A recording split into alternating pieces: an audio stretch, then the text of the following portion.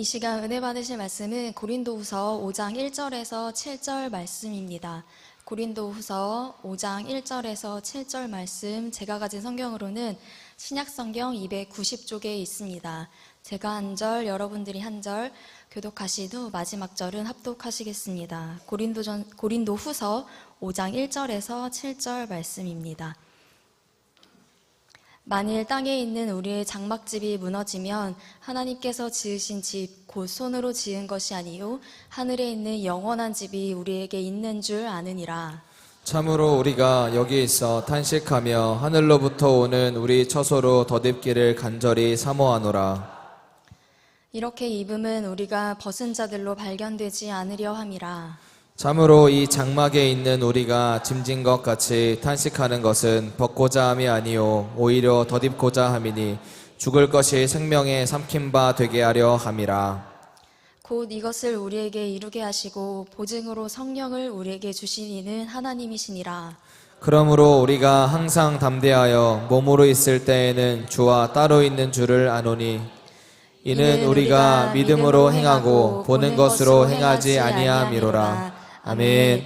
우리가 믿음으로 행하고 보는 것으로 행하지 아니함이로라. 아멘.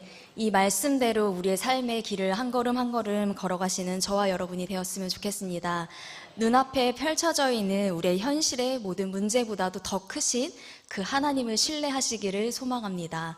그 하나님을 신뢰하실 수 있는 방법은 단 한 가지, 오직 기록된 약속의 말씀 붙잡는 것밖에 없습니다. 온전히 그 말씀만을 붙잡고 한 걸음 한 걸음 저와 함께 그리고 다음 세대와 함께 그 앞에서 이끌어주시는 귀한 우리 성도님들 되시길 소망합니다.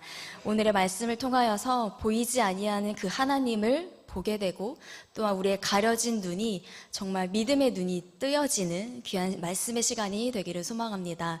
이 시간 한 가지 광고 말씀 드리도록 하겠습니다. 내일 오전 10시 30분에는 이 자리에서 오직 주님만이 왕이심을 고백하고 주님 앞에 우리가 무릎으로 나아가는 은혜의 시간, 기도의 시간이 마련되어 있습니다. 연령 상관없고요. 나이, 성별도 상관없고요. 어느 누구든지 오전 10시 30분에 오시면 점심때까지 식사 제공은 따로 드리지 않지만 점심까지 아주 배부른 기도의 시간, 말씀의 시간이 기다리고 있습니다. 한 분도 빠짐없이 오셔서 귀한 말씀의 시간, 기도의 시간에 은혜 다 받고 돌아가시길 소망합니다. 혹시 사진 하나만 보여주시겠습니까? 어린아이들이나 어르신 할 것 없이 이 젠가라든지 혹은 작은 미니 의자 쌓기 게임이 있는데요. 의자가 등받이까지 높이 합치면 한 이 정도 높이가 될까 할 거예요. 굉장히 작은 의자입니다. 그래서 이것을 높이 쌓고 또 젠가라는 것은 나무 토막을 쌓는 것을 게임으로 하는 것인데요. 아이들은 게임으로 혹은 어르신들은 센터에서 소근육 발달을 위하여서 활동으로도 많이 진행을 하는 걸로 알고 있습니다. 이렇게 의자를 쌓고 젠가를 열심히 쌓고 쌓다 보면은 어떻게 될까요? 하늘 끝까지 닿을 수 있을까요? 끝까지 쌓아보신 적 있으신가요? 하다 보면 중간에 반드시 위험한 순간이 옵니다. 바로 흔들흔들 거리고 빼려고 했는데 지나가던 꼬마애가 갑자기 툭 쳐버리면은 심장이 철렁앉고 화가 나기까지도 하고 내가 이걸 어떻게 쌓았는데 이 게임에서 이겨야 하는데 이런 생각을 하면서 우리의 이 모습들이 이 게임들을 진행하는 것을 보게 됩니다. 언젠가는 와르르 무너지는 이 게임과 같은 것, 바로 우리의 인생과 크게 다르지 않은 것 같습니다. 어느 시대에 태어났든 어느 나라의 사람이든 관계없이 사람으로 태어난 사람이라면 자신이 중요하다고 생각하는 그 어떤 거에 몰두하고 열심히 높이 쌓고 또 쌓습니다. 하지만 그 인생은 어느 순간에 와르르 무너질지 모르는 유한한 아주 연약한 것이 바로 인간의 인생입니다. 그래서 사람들은 각자 자신에게 안정감을 주는 그리고 성공의 기준이 되는 재력을 쌓으려 하고 또한 가정을 안전하게 지키려고 하고 어떤 누군가는 학력을 가방끈을 굉장히 길게 가져가는 것을 자신의 굉장히 중요한 것으로 여기게 되고요. 혹은 자신의 체면, 어떤 사람은 성과를 자신이 가지고 있는 보이지 않지만 내가 꼭 붙잡고 있는 보이는 것으로 생각하고 열심히 쌓으려고 합니다. 하지만 이 모든 것들이 결코 무시될 수 있는 세상이 아닙니다. 너무나도 중요합니다. 우리의 인생을 지탱해주고 우리의 가정을 지켜주는 것이기 때문입니다. 그래서 무너지지 않기 위하여서 우리는 굉장히 힘을 다합니다. 하지만 우리가 살아가고 우리가 태어나고 하나님이 인간을 만드신 목적은 여기에서 끝나지 않습니다. 사도 바울도 인간의 인생의 목적은 여기서 끝이 아니라 우리의 시선을 조금만 더 올려서 하늘 높이 계신 그 하나님께 시선을 고정하라고 그렇게 말씀해 주고 있습니다. 그렇다고 바울은 처음부터 그렇게 예수님 그리스도를 믿고 그가 꼭 하나님께만 시선이 고정되었던 사람은 아니었습니다. 성경 곳곳에 살펴보시면 사도 바울은 바울이 되기 전에 사울이라는 이름을 가지고 기세가 등등한 채 믿는 사람들을 체포하러 다니던 사람이었습니다. 성경 곳곳에 사울의 그 과거가 낱낱이 나와 있게 되는데요. 그 중에서도 저희는 빌립보서 말씀을 가지고 함께 보려고 합니다. 빌립보서 3장 4절에서 6절 말씀을 같이 한번 읽어보도록 하겠습니다. 함께 읽겠습니다. 그러나 나도 육체를 신뢰할 만하며 만일 누구든지 다른 이가 육체를 신뢰할 것이 있는 줄로 생각하면 나는 더욱 그러하리니 나는 8일 만에 할례를 받고 이스라엘 족속이요 베냐민 지파요 히브리인 중에 히브리인이요 율법으로는 바리새인이요 6절도요. 네. 열심으로는 교회를 박해하고 율법의 의로는 흠이 없는 자라. 아멘. 아멘. 바울은 스스로 평가하기를 7절 마지막 절에 보니까 6절 마지막 절에 보면은 율법으로나 봤을 어떤 점으로 봐도 본인 스스로 자신을 판단할 때 흠이 없는 자라고 그렇게 자신감 있게 자부할 수 있었습니다.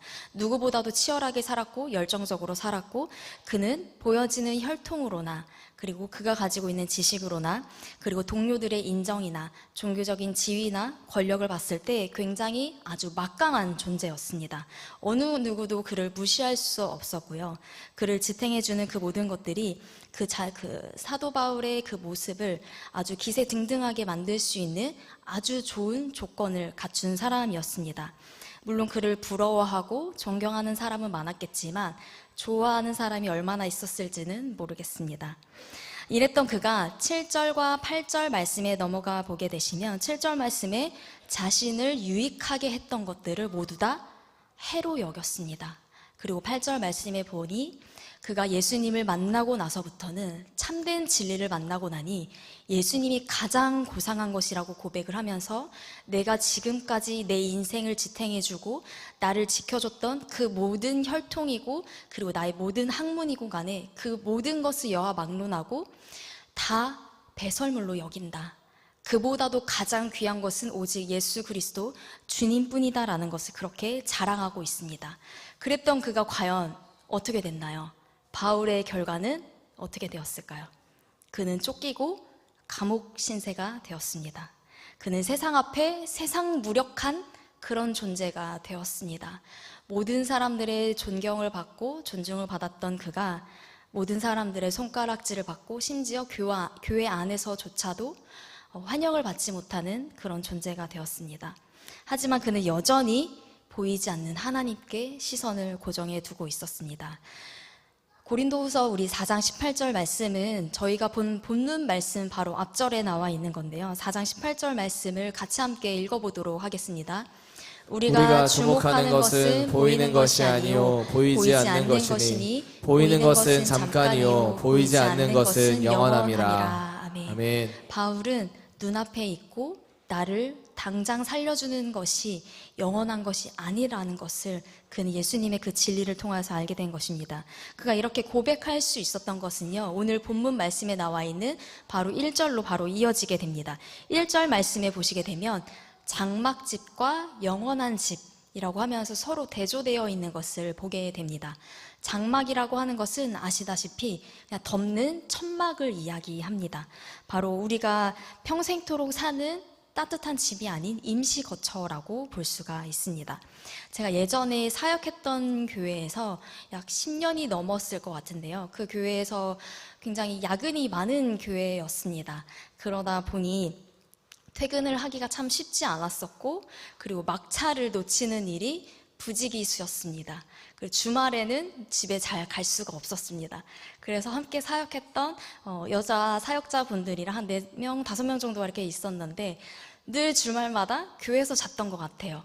집에 갔다가 집이 그렇게 멀진 않았지만 주일날 또 새벽같이 나오려면은 이렇게 너무 쉽지 않아서 이제 전도사님들이랑 같이 얘기해서 우리 그냥 같이 자자. 왜냐면 그 교회 안에 샤워실도 있었고 부서실 안에 다 있었거든요. 그래서 옷이랑 뭐 이불이랑 다 갖다 놓고 주말마다 교회에서 자고 평일에도 이제 사역이 늦게 끝나면 많이 잤던 것 같습니다.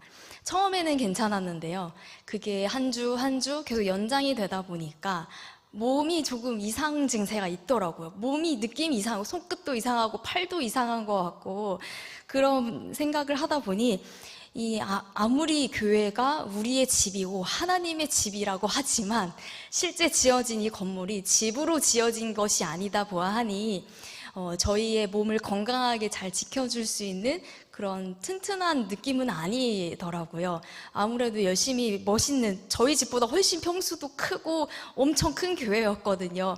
보일러도 잘 되고 따뜻한 물도 너무 잘 나오고 하지만 집으로 지어진 건물이 아니다 보아하니 그곳에 몇 년 동안 그렇게 주말마다 자니까 몸이 상하는 것을 느끼게 되었습니다. 10년 전이면 저도 많이 어렸을 때였음에도 불구하고 그렇게 되더라고요. 하지만 그 집이 평생 내가 살 그 집이 아니라 언젠가는 돌아갈 나의 집이 있기 때문에 그곳에 있다 할지라도 저는 감사함으로 기쁜 마음으로 그렇게 그곳에서 섬길 수 있었던 것 같습니다.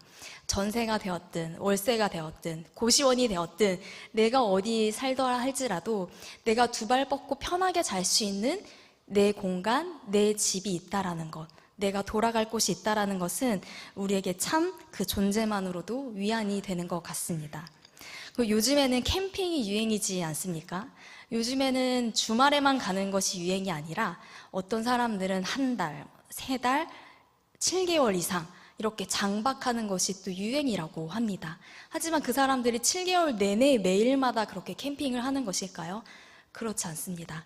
어쩌다 생각이 나면은 그곳에 가는데 텐트는 늘 여전히 그 자리에 있습니다. 하지만 그들의 진짜 집은 실제 본인의 집이 있겠죠. 그 텐트, 그 캠핑하는 장소가 자신의 집이 아닙니다. 그들은 곧 언젠간 돌아갈 자신의 집이 있습니다. 잠시 거쳐가는 임시 집일 뿐인 것입니다. 1절 말씀을 다시 보시게 되면은요, 우리가 있는 지금의 그 거처는 손으로 지어졌고 언젠간 무너지고 없어질 그러한 집입니다. 하지만 우리가 곧 가야 할 그날이 언제일지는 모르지만 하나님이 함께 하시는 그 영원한 집은 사람으로 지은 집이 아닌 하나님께서 친히 준비해 주신 영원한 무너지지 아니하는 몸에 이상 증상이 전혀 없을 아주 건강하고 튼튼한 집이 우리 가운데 마련되어 있습니다. 1절 하반절 말씀에 보시게 되면 영원한 집이 우리에게 있는 줄 아느니라. 여기에서 이상한 점을 발견하기는 쉽지 않습니다. 하지만 조금만 또 다르게 생각해 보면 영원한 그 집은 지금 내가 살고 있는 집이 아닙니다. 지금 우리가 살고 있는 이 세상은 장막집입니다. 임시 거처, 우리는 나그네로서 캠핑자의 캠핑족이라고 할 수가 있겠죠. 이 땅에 잠시 거쳐가는 우리이고 우리가 가야 할 그 미래의 집이 영원한 집입니다. 그런데 그 영원한 우리가 미래에 들어갈 그곳이 우리에게 이미 있다라고 현재형으로 기록이 되어 있습니다. 미래적인 요소로 말하지 아니하고 이미 소유하고 있는 현재적인 사건으로 기록을 하고 있는 것입니다. 그렇다고 지금 우리가 영원한 집에 살고 있다는 것은 아니지만 이것은 강조하기 위하여서 바울이 반드시 일어나고 아주 틀림없고 확실한 상황 가운데 우리에게 반드시 일어날 일, 지금 마치 소유한 것처럼 아주 확신에 차서 그렇게 말씀을 한 것입니다. 이미 이루어진 것처럼 말입니다. 이제 2절로 넘어가 보겠습니다. 2절로 넘어가시게 되면은 하늘로부터 오는 것을 우리는 사모해야 한다라고 합니다. 우리가 임시 거처인 이 땅에 살고 있지만 우리가 고대해야 하고 우리가 소망해야 하고 우리가 사모해야 할 것은 이 땅에 있는 것이 아닌 바로 하늘로부터 오는 그것임을 우리는 기억해야 합니다. 그때 우리는 아주 영광스럽고 신령하고 썩지 아니할 몸으로 다시 부활하게 될 줄 믿습니다. 우리의 영만이 아닌 우리의 몸까지도 부활의 몸을 갖게 된다는 것입니다. 그러나 우리는 그리고 굉장히 마음이 조급하고 마음이 급한 저로서는요, 그날이 언제 올지 모르기 때문에 그 먼 훗날을 기다리기에는 아직 저의 마음과 저의 믿음은 많이 연약한 것 같습니다. 그렇다고 해서 이 현세는 망했다, 포기하자, 대충 살자 라고 그렇게 말씀을 드리는 것은 아닙니다. 이 땅에서 우리는 어떠한 삶을 살아야 하느냐, 하늘로부터 오는 것을 우리는 소망해야 한다고 하는데 과연 어떻게 살아야 할 것인가. 지금부터 소개해드릴 말씀들과 지금 제가 나눌 이야기들은 쉽지 않은 길입니다. 이미 마음의 각오를 하시고 마음의 준비를 하시고 함께 들어주셨으면 좋겠습니다. 에베소서 4장 22절에서 24절까지의 말씀을 함께 읽도록 하겠습니다. 함께 하겠습니다. 너희는 유혹의 욕심을 따라 썩어져가는 구습을 따르는 옛사람을 벗어버리고 오직 너희의 심령이 새롭게 되어 하나님을 따라 의와 진리의 거룩함으로 지으심을 받은 새 사람을 입으라. 아멘. 우리는 썩어져가는, 무너져버릴 이 땅의 것이 아닌 그 옛사람을 모든 것을 벗어버리고 24절에 나온 것처럼 새 사람, 하늘로부터 오는 하나님의 것, 영원히 망가지지 아니하고 무너지지 아니할 가장 튼튼한 새 사람을 입어야 합니다. 새 사람의 모습을 입은 자의 모습은 새 사람의 모습을 입은 사람은 바울의 고백에 나와 있는 것처럼 고린도전서 15장 31절 말씀에 보시면 굉장히 무서운 말씀이 나와 있습니다. 나는 날마다 죽노라. 새 사람을 입은 사람의 모습은 이러해야 한다라는 것입니다. 우리는 날마다 죽어가는 그 모습, 날마다 죽어질 각오, 날마다 세상의 것을 손해볼 각오가 우리 가운데 분명히 있어야 합니다. 부활의 몸으로 덧입혀지는 그 날까지, 그 순간까지 손에 잡히지 않는 그날이지만 우리 가운데는 일상의 죽음, 날마다 죽어지는 그 죽음이 우리 가운데 일어나야 합니다. 지금 이미 그러한 삶을 살고 계시는 우리 귀하신 성도님들이 계시다면 정말 너무나도 존경의 마음을 올려드립니다. 어떤 목사님께서는 이러한 글귀를 남기셨습니다. 삶이 주는 선물보다 그리스도를 더 귀하게 여겨야 한다. 삶이 주는 수많은 혜택들이 있죠. 가족도 있고 또 안락한 우리의 집이 있고 또 내가 그동안 쌓아 올린 명성이 있고 명예가 있고 그리고 내 주변의 지인들도 있고 그리고 내가 회사에서 쌓고 있는 커리어도 있고 삶이 나에게 주는 그 어떠한 선물보다도 우리가 귀하게 여겨야 하는 것은 바로 그리스도 한 분이라는 것입니다. 우리가 지금까지 함께 본 그 바울의 고백과 굉장히 닮아 있습니다. 세상에 주는 그러한 달콤한 많은 선물들이 보여지지만 우리가 가장 귀하게 여겨야 하는 것은 소망을 꾸려면 우리는 부활의 그 하나님을 바라보면서 우리의 일상의 죽음을 회피하지 않는 저와 여러분이 되기를 소망합니다. 그런데 보이는 것은 잠깐뿐이라고 하지만 보이지 않는 것은 영원하지만 어느 정도인지는 우리는 너무나도 가늠하기가 쉽지 않습니다. 그래서 세상의 것을 포기하는 것이 저는 참 어려운 것 같습니다. 그래서 심지어 날마다 이 세상 가운데 매일마다 죽어지려면 그 고통은 다름 아닌 내가 받아야 합니다. 예수님이 십자가를 직접 친히 짊어지시고 죄를 경험하시고 그 인간이 받는 그 모든 고난과 눈물과 피를 쏟으신 것처럼 세상의 것들을 포기할 때 얻어야 할 우리에게는 고통이 있습니다. 그 고통을 우리가 오롯이 내가 스스로 다 안아야 하는데 바울처럼 생명을 잃을지도 모르고 혹은 가족으로부터 등돌림을 받을 수도 있고 체면이 짓밟힐 수도 있고 돈도 잃고 가진 모든 것을 잃을지도 모릅니다. 그렇다면 우리가 이렇게 믿음의 발버둥을 치고 있는데 하나님 제발 우리에게 이 고통을 면할 수 있는 비결이라든지 아니면 진통제라든지 주사 한 방이라도 놔주시면 얼마나 좋을까라는 생각을 저는 가끔 어쩌다 한번 해본 것 같습니다. 그렇다면 조금이나마 그 고통이 덜어질 텐데 그러면 얼마나 좋을까라고 생각을 하지만 예수님도 바울도 전혀 희망적인 말씀을 하지 않으십니다. 오히려 예수님은 나로 인해 박해받는 것은 당연하다. 그 박해받을 때 오히려 뭐라고 했을까요? 즐거워하라고, 기뻐하라고 말씀하셨습니다. 그 기쁨이 바로 우리의 진통제가 아닐까 생각합니다. 그리고 복음을 전할 때마다 우리는 미움을 받을 것이고 몇 명은 죽임을 당할 것이다 라고까지도 하나님 말씀에 그렇게 기록이 되어 있습니다. 저희가 지금 바울이 기록한 말씀을 보고 있으니 로마서 말씀을 한번 보도록 하겠습니다. 또 로마서 8장 36절 말씀을 보시게 되면 우리가 종일토록 하루가 멀다 하고 그리고 하루가 또 24시간 내내 주를 위하여 우리가 살아갈 때 죽음이 우리 앞에 놓여져 있고 우리는 마치 죽음을 앞둔 양처럼 그렇게 살아가야 된다라고 말을 합니다. 고난이 우리를 피해가거나 믿음의 길을 걸어갈 때 우리가 그 고통이 면제를 받을 수 있다면 얼마나 좋을까요? 하지만 신앙인의 삶은 결코 쉽지 않다라는 것입니다. 충분히 그 위험을 감수해야 하고 그 모든 고통을 감내하고 고립될 각오까지 필요한 것입니다.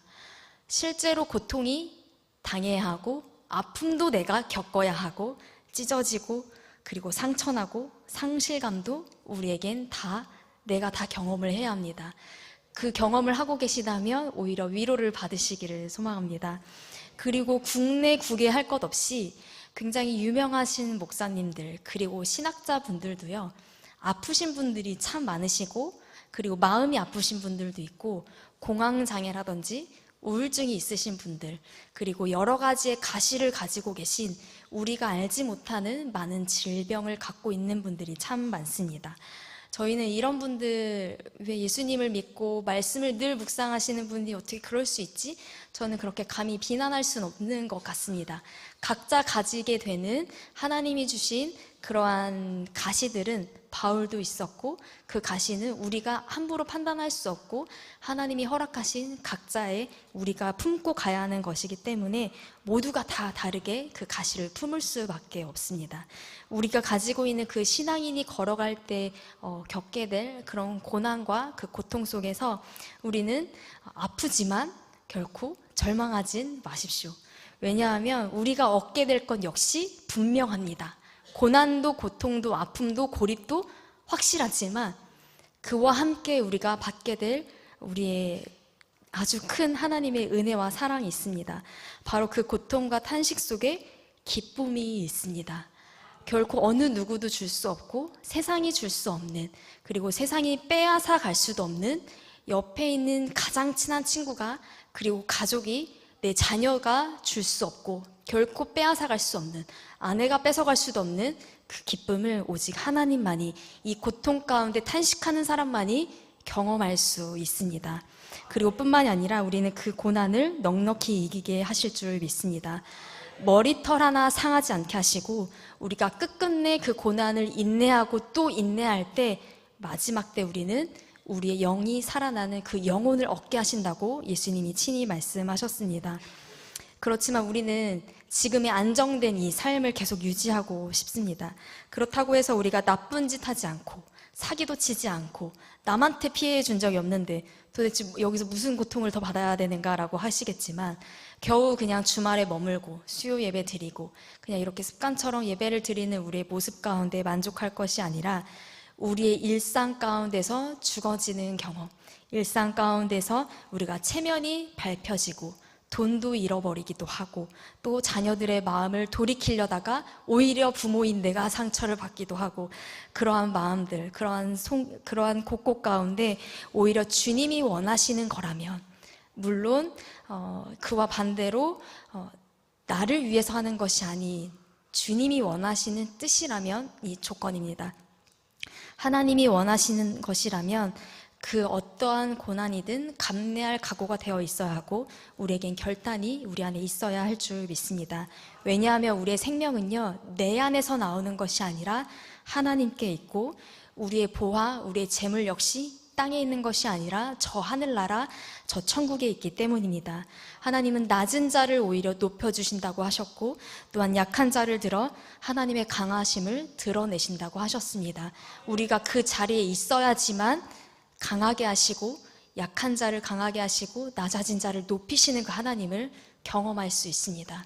전 그 고난, 그 고통 받기 싫어요 라고 발버둥 치면 그 하나님만이 주실 수 있는 그 기쁨은 아무도 누리실 수 없습니다.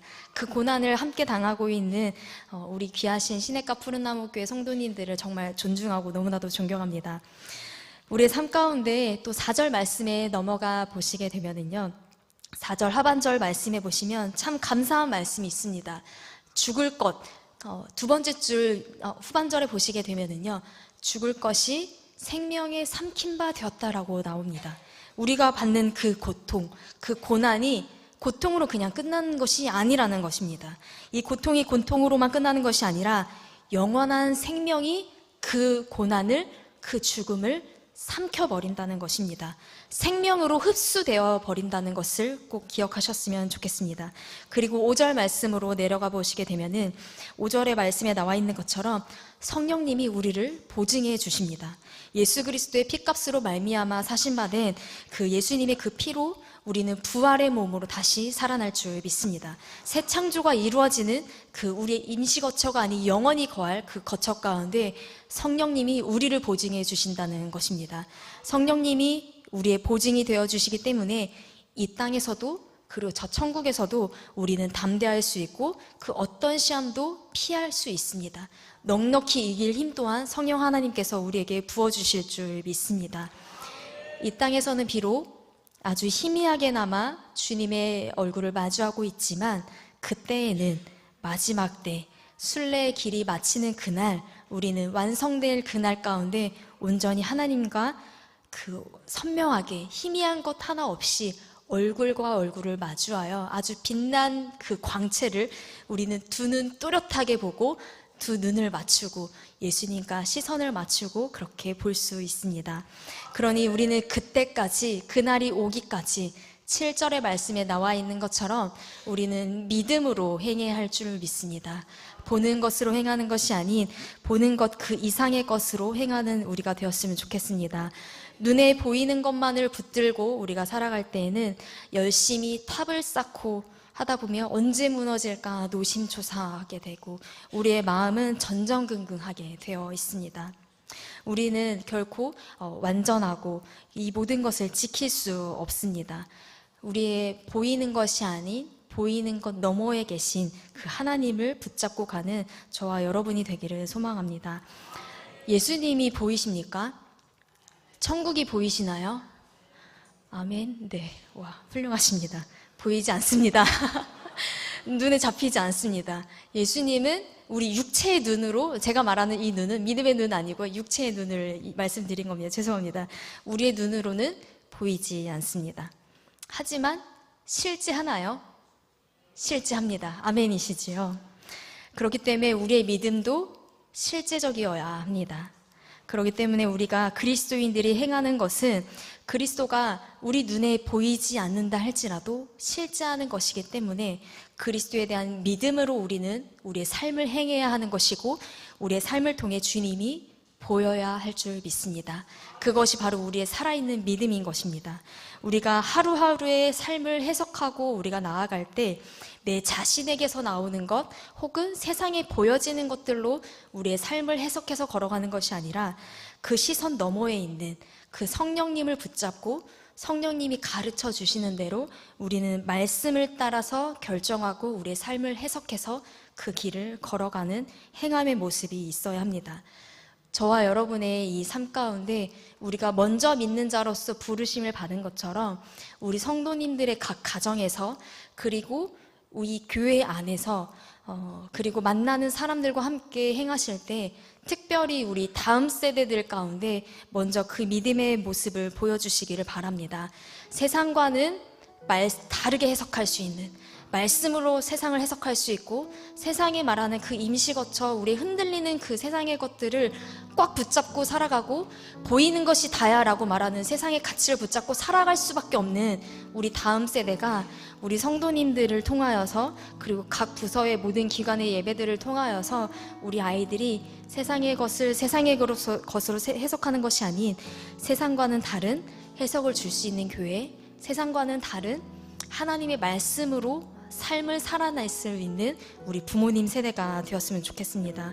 우리 교회와 가정이 세상과 똑같이 보여지는 조건을 쫓아가고 똑같이 교회 가운데서 문화를 소비하고 가변적으로 계속해서 변해가는 세상의 가치를 우리가 온전히 그것을 붙잡고 세상의 가치를 흉내내는 것이 아니라 보이지 않지만 보이는 그 예수님을 붙잡고 살아가는 그 믿음의 길을 함께 만들어가 주시기를 소망합니다.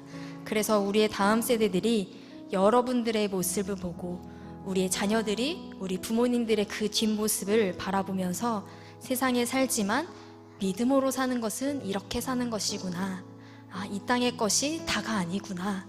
바울의 고백과 바울이 걸어간 그 삶의 모습이 우리의 발걸음 한 걸음 걸음이 우리의 자녀들에게 확신을 줄 수 있는 우리의 삶의 모습이 되었으면 좋겠습니다.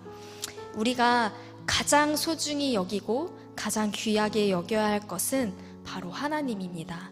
우리가 먼저 그렇게 아멘으로 고백하고 우리가 머리로는 알지만 우리의 일상으로 돌아가 보면 우리의 삶이 죽어지지 않기 때문에 우리의 자녀들은 속으로 우리 부모님들을 손가락질합니다. 그리고 우리의 다음 세대들은 어른들을 보며 혹은 교육자들을 보며 똑같네, 규칙을 지키지 않네 라면서 그렇게 우리 아이들의 마음은 세상에서도 혼란이 있는데 교회 안에서조차 혼란을 겪을 수도 있습니다. 하지만 우리 교회에 있는 아이들만큼은 우리 한국교회에 있는 귀한 다음 세대 우리 아이들은 우리의 모습을 보면서 세상의 기준이 아닌 보이지 않지만 실제 하시는 그 하나님을 믿고 살아가는 우리의 모습을 통해 우리 아이들도 그 길을 함께 담대하게, 결코 세상과는 다르지만 좁지만 너무나도 협착하지만 그 길을 담대하게 걸어갈 수 있는 그 믿음의 확신을 주는 저와 여러분이 되었으면 좋겠습니다. 믿음이라는 것은 지금의 시간을 포기하는 것이 아닙니다. 고난 속에서도 힘을 다해 믿음으로 해석하고 믿음대로 살아가려고 애쓰고 또 애쓰고 노력하는 것, 고난 받는 것, 그 고통 가운데 세상은 이해할 수 없지만 또한 자녀들은 이해할 수 없지만 우리만이 알 수 있는 그 믿음의 그 기쁨, 영적인 기쁨으로 우리가 살아가는 것입니다. 그것이 바로 믿음입니다. 그렇게 믿음은 보이지도 않는 것 같고 잡히지 않는 것 같지만 확실하게 우리의 삶을 통해서 우리의 눈빛을 통해서 믿음은 보여야 하는 것입니다. 삶이 주는 선물보다 예수 그리스도를 더 귀하게 여길 때 우리 아이들도 저절로 가르치지 않아도 저절로 우리 하나님을 가장 귀하게 여기게 될 줄 믿습니다. 우리는 믿음으로 행하고 보는 것으로 행하지 않습니다. 아멘. 이 시간 함께 기도하기를 원합니다. 이 시간 함께 기도하실 때 우리가 그동안 보여지는 것에, 잡히는 것에 세상의 기준 가운데 사로잡혀 노심초사하고 전전긍긍했던 우리의 연약한 마음, 주님, 우리의 마음을 받아주옵소서. 아버지, 언제 쓰러질지 모르고 언제 무너질지 모르는 이 장막터 가운데 왜 그렇게 우리는 마음을 조바심을 가지고 하나님의 말씀을 가르쳐야 하는 것을 알지만 우리의 다음 세대에게, 우리 자녀들에게 똑같이 세상의 기준을 제시하고 세상의 방법을 가르쳤는지 모르겠습니다. 하나님, 우리가 먼저 하나님 앞에 바로 서게 하여 주시옵소서. 우리의 삶이 먼저 하나님 앞에 이 고난을 기꺼이 감내하고 보이지 않지만 실제 하시는 그 하나님을 말씀으로 해석하는 우리가 되기를 소망합니다 하는 마음을 가지고 하나님, 우리 가운데 믿음으로 행할 수 있는 담대함을 허락하시옵소서. 이 시간 함께 우리 믿음을 고백하며 하나님 앞에 기도를 올려드리도록 하겠습니다. 함께 기도하겠습니다. 아버지 하나님, 주의 은혜 감사합니다.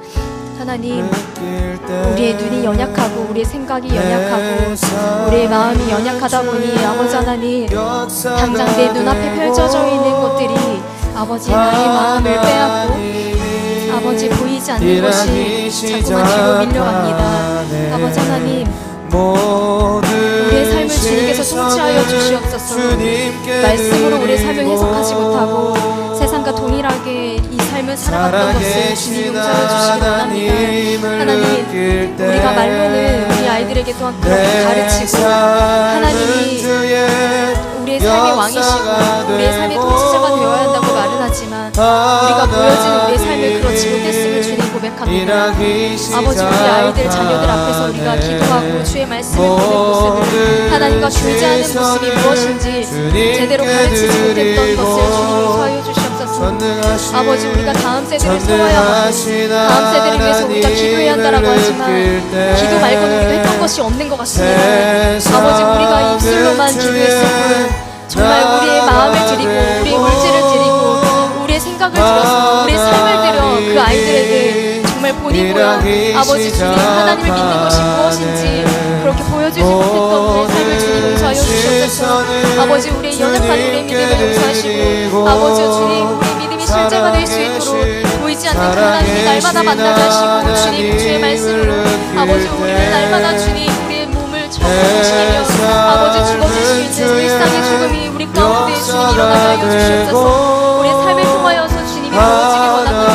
아버지, 우리 연약한 우리의 삶을 주님 용서하시고 아버지 그만 끝나는 것이 아니라 아버지 하나님 원망하는 것으로 끝나는 것이 아니라 주님의 그 빛같이 아버지 주님 아버지 주님 아버지 전능하신 하나님을 그날까지 온전히 주님의 말씀만을 붙잡고 살아가는 소망하는 아버지 길을 마치는 그날까지 아버지 피하지 않겠습니다. 아버지 오직 주님만 바라보며 나가겠습니다. 아버지 우리의 눈이 열리게 하여 주시옵소서. 일하기 시작하네. 아멘. 우리는 믿음으로 행하겠습니다. 보는 것 가운데 더 이상 흔들리지 아니하겠습니다. 흔들린다 할지라도 꺾이지 않게 하여 주시옵소서. 아버지 하나님, 그 어떠한 시험이 우리 가운데 있다 할지라도 아버지 우리에게 넉넉하게 이길 힘을 주시는 그 하나님을 바라보기를 원하오니 성령 하나님 우리 안을 동행하여 주시옵소서. 주님이 보이지 않는다, 잡히지 않는다 말하는 이 세상 가운데 보이는 것이 최고다라 말하는 이 세상 가운데 보이지 않는 그 하나님을 우리가 믿음으로 행함으로 말미암아 주님을 보여주는 우리의 삶이 되게 하여 주시옵소서. 우리의 삶의 하루하루 가운데 우리의 모든 것들이 죽어지고 우리의 삶을 주의 말씀으로 주님의 성령에 따라 살아갈 수 있는 우리의 삶이 온전히 내 방식이 아닌 세상의 기준이 아닌 세상의 논리가 아닌 세상의 힘이 아닌 하나님의 말씀으로 온전히 주의 말씀으로 성령이 가르치시는 대로 해석되어지고 행동하게 하여 주시옵소서. 그리하여 이 세상 가운데 사로잡혀 살아가는 우리 다음 세대가 온전히 주님만 바라보고 믿음을 포기하지 아니하고 끝까지 그 길을 살아갈 수 있는 우리 다음 세대가 되기를 소망합니다. 아버지, 우리 아이들의 마음 가운데 흔들리는 그 모든 연약함을 주님 뒤로하고 온전히 흔들리지 아니할 보이지는 않지만 영원하신 그 하나님을 끝까지 붙잡고 살아가는 귀한 우리의 다음 세대가 되기를 소망하오며 거룩하신 예수님의 이름으로 기도합니다. 아멘. 하늘에 계신 우리 아버지, 아버지의 이름을 거룩하게 하시며 아버지의 나라가 오게 하시며 아버지의 뜻이 하늘에서와 같이 땅에서도 이루어지게 하소서. 오늘 우리에게 일용할 양식을 주시고 우리가 우리에게 잘못한 사람을 용서하여 준 것 같이 우리 죄를 용서하여 주시고 우리를 시험에 빠지지 않게 하시고 악에서 구하소서. 나라와 권능과 영광이 영원히 아버지의 것입니다. 아멘.